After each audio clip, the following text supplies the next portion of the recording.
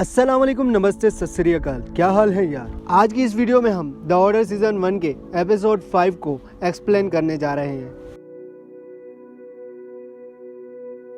Episode 5 की शुरुआत में हम सभी वेयरवॉल्फ को उनके घर पे पार्टी करते हुए देखते हैं, क्योंकि जैक ने ऑफिशियली वेयरवॉल्फ को ज्वाइन कर लिया है। इसके बाद सीन कट होता है जहाँ पे हम वेयरवॉल्फ को बैठे बातें करते हुए देखते हैं। तब इनके कानों में एक रिंग सुनाई देती है, जिससे इनको पता लग जाता है कि शायद बाहर कुछ बुरा हो रहा है। ये देखने के लिए ये सभी लोग घर से बाहर निकलते हैं, तो वहीं पे इनको एक गाड़ी नजर आती है जिसके अंदर एक लड़की एक लड़के को कच्चा खा रही होती है। ये देख के ये सभी नाइट्स वेयरवॉल्फ में चेंज हो जाते हैं और उस लड़की को पकड़ के मार देते हैं। उसके बाद ये लोग कार में उस लड़के को देखते हैं तो वो भी मर चुका होता है। इसके बाद दूसरे सीन में हम सभी ऑर्डर के खास लोगों को टेंपल में एक साथ खड़ा हुआ पाते हैं।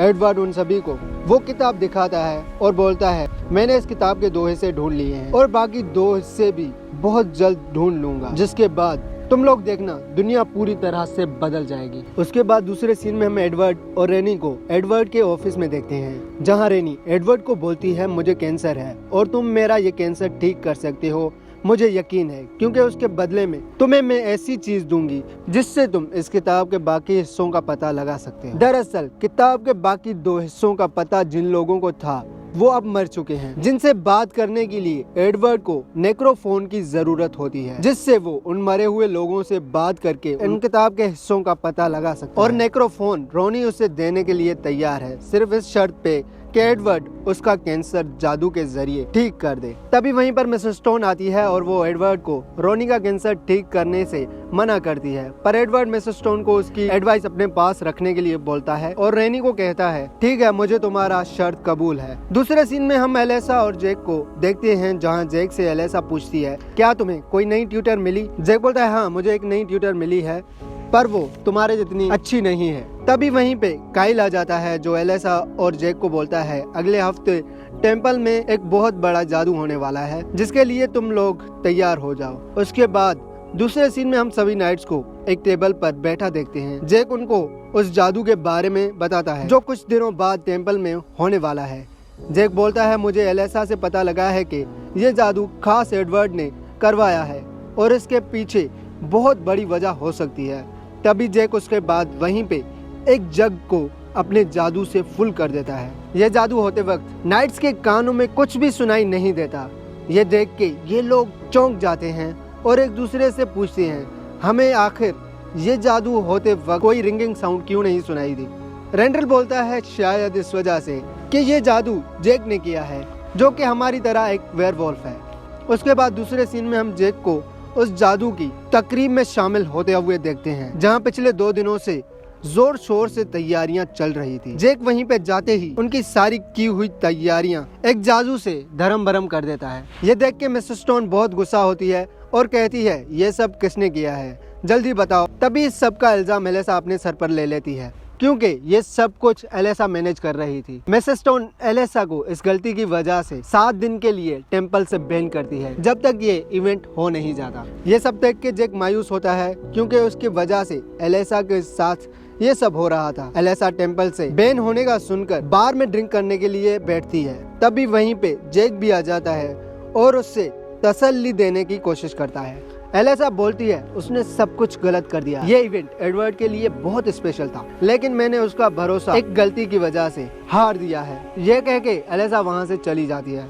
जैक भी वहीं से उठ के एडवर्ड के घर की तरफ जाता है, जहाँ उसे एडवर्ड एक छोटे बच्चे के साथ नजर आता है। जैक एडवर्ड के घर में जाके एडवर्ड से मिलता है, जहाँ वो एडवर्ड से बोलता है, आज के इवेंट में जो भी कुछ हुआ उसमें एलेसा की कोई गलती नहीं थी, बस वहीं पे मुझसे कोई गलती हो गई है, जिस वजह से वहाँ पे सब कुछ गलत हो गया। एडवर्ड जैक को बोलता है, कोई मसला नहीं, जो हुआ सो हुआ, तुम्हें इस बारे में ज्यादा सोचने की कोई जरूरत नहीं, हमें जब भी टेंपल में जादू करना होगा हम कर लेंगे, और हाँ, तुम लोगों ने कुछ भी गलत नहीं किया, कोई बात नहीं। इसके बाद जैक वेयरवॉल्फ में चेंज होके एडवर्ड पे अटैक कर देता है, पर ये सिर्फ जैक का ख्याल होता है और कुछ नहीं। इसके बाद हम काइल और जैक को एक ब्लैक वैन में देखते हैं, जहाँ पे वैन में पीछे कई लोग थे।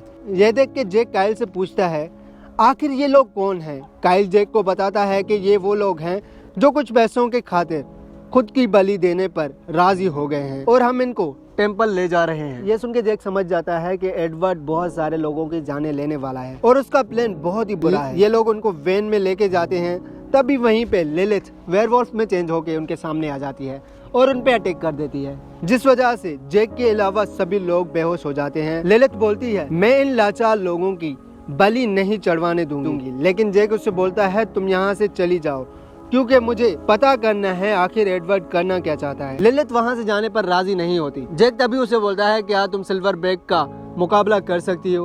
अगर नहीं तो यहाँ से चली जाओ, नहीं तो बहुत बुरा होगा। तभी वहाँ से लिलिथ गुस्से में चली जाती है। दूसरे सीन में जैक वेयरवॉल्फ के घर में वापसी आता है, जहाँ सभी लोग जैक से बहुत ही गुस्सा होते हैं। रेंडल जैक को बोलता है, तुम्हें अंदाजा नहीं है ये लोग उनके साथ क्या करने वाले हैं। ये उनको मारेंगे नहीं बल्कि किसी और की बीमारी जादू के जरिए इनको दे देंगे, जिससे ये लोग मरते दम तक उससे लड़ते रहेंगे। अगर जादू कामयाब नहीं हुआ तो इतना कुछ बुरा हो सकता है कि तुम सोच भी नहीं सकते। उसके बाद हम दूसरे सीन में रेनी को एक टेबल पे लेटा हुआ देखते हैं, जहां जादू की सभी तैयारियां हो रही होती हैं। एडवर्ड रोनी को जादू के लिए तैयार करता है और तभी रोनी के मुंह से कोई चीज निकल के वहां पे खड़े एक आदमी के मुंह में चली जाती है। ये होने के बाद एडवर्ड रेनी को कान में बोलता है, मुबारक हो, जादू सक्सेसफुली हो गया, अब तुम्हें अपना वादा निभाना होगा। इसके बाद रेनी के वादा निभाने की बात आती है, जहां जैक और एलिसा उससे नेक्रोफोन लेने के लिए उसके पास जाते हैं, जहां रेनी उनको नेक्रोफोन एक ब्रीफकेस में बंद करके देती है। रेनी से नेक्रोफोन लेने के बाद जैक और एलिसा के पास ना कोई सवारी होती है वापस जाने के लिए, तो ये लोग डिसाइड करते हैं कि इनको ये रात होटल पे गुजारनी चाहिए। उसके बाद दूसरे सीन में हम नाइट्स को देखते हैं, जो बोलते हैं अगर वो इंसान जिस पर जादू किया गया है उस बीमारी के अलावा किसी और चीज से मर जाता है तो ये सारा कुछ उल्टा हो जाएगा और कुछ भी गलत किसी और के साथ नहीं होगा सिवाय जादू करने वालों के।